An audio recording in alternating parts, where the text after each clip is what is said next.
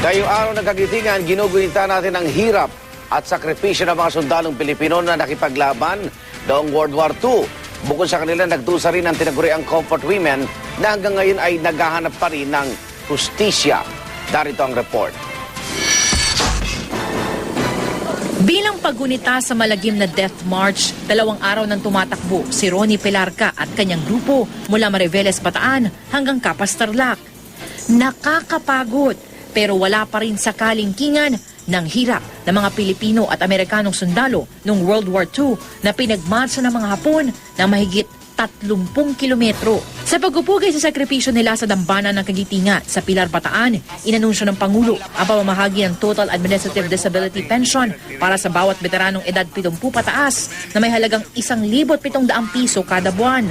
Hindi kailanman matutumbasan ng magagarbong seremonya o mga pag-aalay ng bulaklak ang tunay na halaga ng ginawa ng ating mga veterano.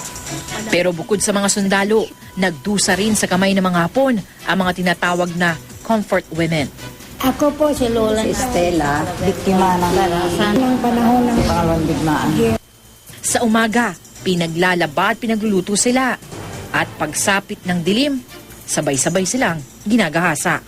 Gusto ko man mag-aral, pagkatapos ng kwan, wala na akong nasira na ang buhay ko.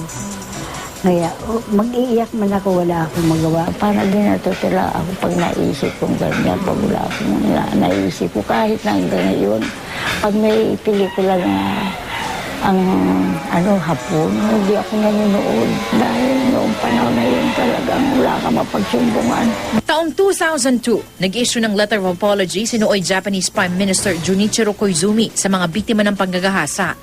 Pero personal lang itong pahayag na nooy punong ministro at hindi daw kumakatawan sa posisyon ng bansang Japan. Ang gusto namin, ma-define ito ng mga batas nila at magkaroon talaga ng official apology, no? Ang Japanese government na talagang sila ay nakomit nila ang war crime na ito. Pero ayon sa DFA, matagal na raw naresolba ang isyong ito sa bisa ng 1956 Philippine-Japan Reparations Agreement.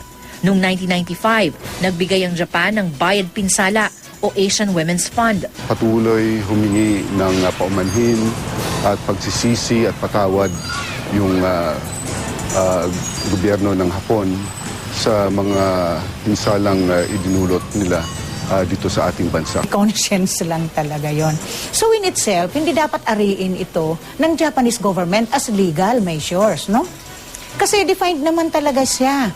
It is an effort initiative of the citizenry of Japan through the efforts also ng Japanese government. Sa pagputi ng kanilang buhok sa paghihintay ng hustisyang inaasam, di raw matatahimik ang mga comfort women hanggang matiyak na di mauulit ang karahasang naranasan.